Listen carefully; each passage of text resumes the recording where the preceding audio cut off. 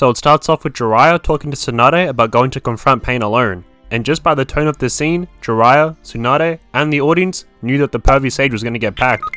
And I mean, it shouldn't even be a surprise, as Tsunade already had 2 of her brothers die. Her luck regarding her loved ones is as cursed as the 27 Club. Her Instagram bio is going to start looking like one of these. And this is basically the second time that Tsunade has sent or watched someone go to their death, as one of her first orders of being an Hokage was sending a rookie Genin in Shikamaru alongside a bunch of Genin to go retrieve Sasuke against the Sound 4. And the only reason they all survived was because they all, yes including the bum Kiba, locked the fuck in. Like even if Jiraiya was trying to move like Mr. Incredible on some I work alone type shit, you're telling me Tsunade still could have sent some reinforcements anyway, like just in case? And Jiraiya walking off into the sunset looks like when Naomi got finessed by Light Yagami, walking straight to their deaths.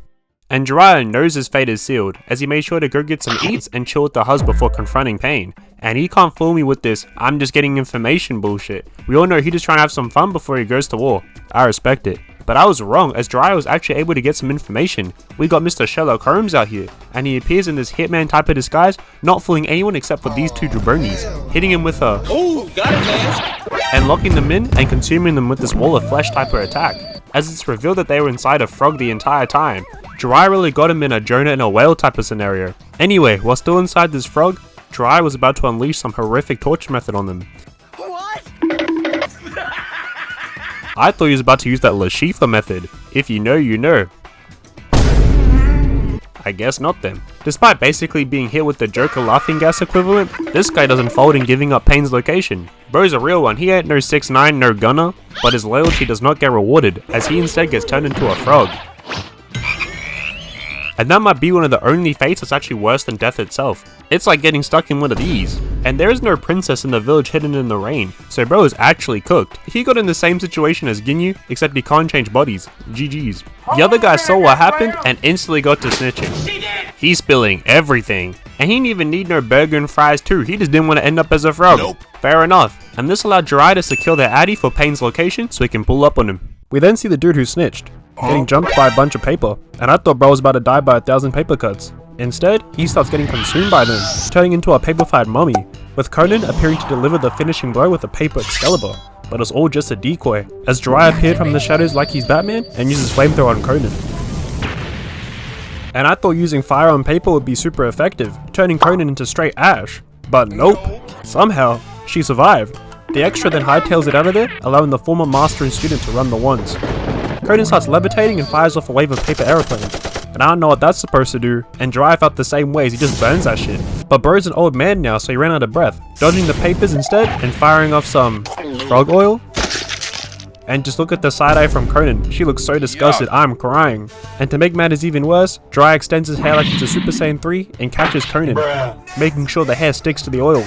And hell no, that gotta be one of the most uncomfortable combinations ever, as now she's feeling sticky and hairy. Yuck! And now that she's captured, Jiraiya starts monologuing like he Obi-Wan Kenobi on some "how'd you go to the dark side after all we've been through" and whatnot. But Conan wasn't trying to hear all that, as suddenly someone who's believed to be Pain pulls up, who Jiraiya believes is either Nagato or Yahuko, and he went 0 for 2 as it's neither of them. The Pain dude summons a lobster which sprays a bunch of white stuff, which covers Conan, but Jiraiya gets away. And I'm sorry to tell you, Conan, but no bath, shower, hot spring is gonna cleanse you of all that shit that you're covered in. She's just gonna stink for the rest of her life, that's tough. The Pain's lobster tries to sneak Jiraiya, but he counters by restricting it with his hair. The hair tried to combo by attacking Pain, but bro just stands there. He ain't moved by a bunch of strands. The two then start exchanging dialogue mid-fight like a typical shonen anime would, and it cuts to a frame where Jiraiya's hair is looking like Daima Vegeta. These anime hairstyles are getting out of hand. Jiraiya tries to pierce Pain with some hair spikes, but bro got the fuck out of there with a good old substitution jutsu, and reappears on Pause! What is that? Like, where the fuck did he get that demented ass chameleon from? It's looking like one of Sho Tucker's chimera creations, if you know what I mean. Jiraiya tried to retaliate by summoning his own creation, but he falls over, losing all of his aura in the process. Luckily Naruto redeemed this performance later. And I think the Toad he summoned just sabotaged Jiraiya on purpose, so everyone can see how he came correct. It'd be your own boys, man. And I thought we were about to see an Animal Kingdom dream match. Toad vs Chameleon, Amphibian vs Reptile. But nope, the Chameleon just dipped out of there. Ain't no way. This leaves Jiraiya and the Toad to box these Renegon infused dog beast things. looking like they're playing a round of hellhounds and COD zombies. They were cooking them at first, but the numbers start to overwhelm the red amphibian, who they put down. But luckily Jiraiya ain't like Lil Durk and got his homies get back by hitting them with that wall of flesh. And just like a game winner on Paul George, the 6 pass be letting any animal they see get a Renegon. As first it was just chameleons and dogs, and now it's fucking birds and rhinos as well. Word to Vegeta, it's looking like a Renegon bargain sale. After doing some more pest control, Jiraiya with his Sage mode equipped finally confronts Pain. And when he thinks he's finally about to run the ones, 2 more Pains pull up. And I just know he's heated. He then tries to formulate a plan of attack, but he can't even concentrate because these unk-ass toads are out here arguing in his ear. On some devil and angel on his shoulder tie beat. Like that's cool and all, but can they just shut the fuck up and let him lock in? God damn. As one of the Pains try to use the opportunity to land a sneak, but despite the yapping, Jiraiya is still locked in, as he kicks the shit out of him.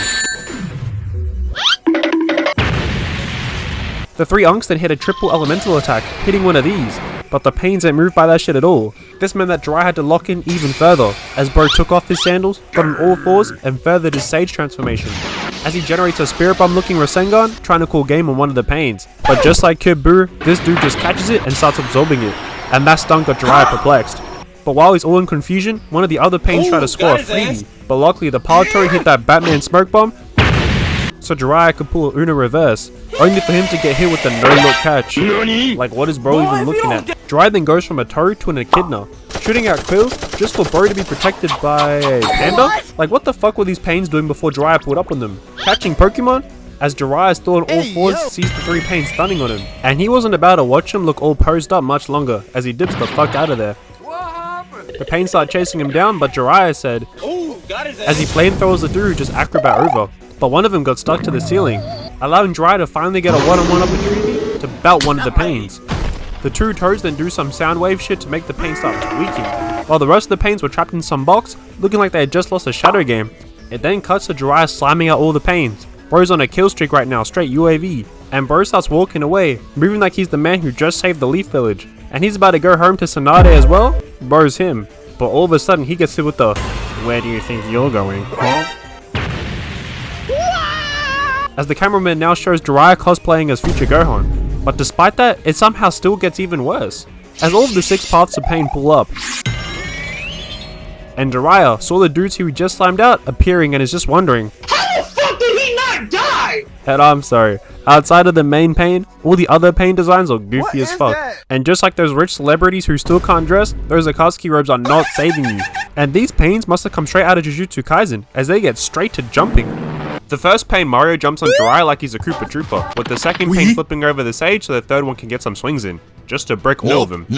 Why did Nagato put this bum ass on the team? The main Pain is just aura farming, as he just catches Jiraiya's punch, reverses his grip, and yeets him, allowing this chopped ass guy to finish the alley-oop with some missiles. But Jiraiya finesses all that, straight Ultra Instinct. However, he eventually gets crushed by a rock, stole Obito's whole flow. The Pains then all start advancing on that "come outside, we swear we ain't gonna jump you" timing. But instead, Jiraiya made a plan to force that 1v1, as the 2 frogs snatch one of the Pains from below towards another dimension, and Jiraiya using a tongue as a grappling hook hits a point-blank Rasengan. But even with that attack, the Pain hits a piercing shot through Unk's entire body before deactivating, and all Jiraiya can do now is just think. Thinking about how Orochimaru was right all along, about how they should have slammed these kids out when they had the chance, straight Anakin Skywalker. Doing that meant this whole situation could have been avoided. Fuck them kids, word to Michael Jordan. Jiraiya then reappears, head glitching the rock to make sure that this thumb with spikes doesn't spot him, but his Toad teammate sold him by not equipping Dead Silence, as he summons a giant shuriken loud as fuck, allowing the creature to catch on. And they did all that strategic planning just to miss anyway, selling a game-tying opportunity. The whole lobby then surrounds Jiraiya, and Unk already knows that he's finished, as the Pains leap and deliver 5 backshots to the pervy Sage. And the Toad's trying to get Jiraiya to lock in, but it's too late. McQueen's already fading. And as sad as this moment is, being ranked as the #1 saddest moment in the Naruto series by Screen Rant, not the most reliable source but we move. Me personally, I just didn't find this moment to be sad at all. You need to leave! And before you start thinking that I'm just trying to be different, just hear me out real quick, as it's hard for me to start feeling sad about Jiraiya dying when he starts monologuing about how much of a loser he was, as he starts listing all his L's, like how he didn't bag Tsunade, how he didn't protect his master or his mentor, how he wasn't able to train Naruto fully, as they trained for 3 years and the only thing bro learnt was a larger Rasengan. He also almost died training him, just like KD Jiraiya did in school. Had me thinking, how's this guy one of the legendary Sanin? What has he even done? And before bro went out, Jiraiya made sure to leave an important message that was vital to defeating pain on this toad. No, not that. Bro instead decided to plug his gooning material one last time, with that content being the only successful thing that he's done. Unk's gonna live the rest of his life with the sword sling tatted on his back. That's diabolical. While Jiraiya starts fading away in the ocean with a legacy never to be heard from again.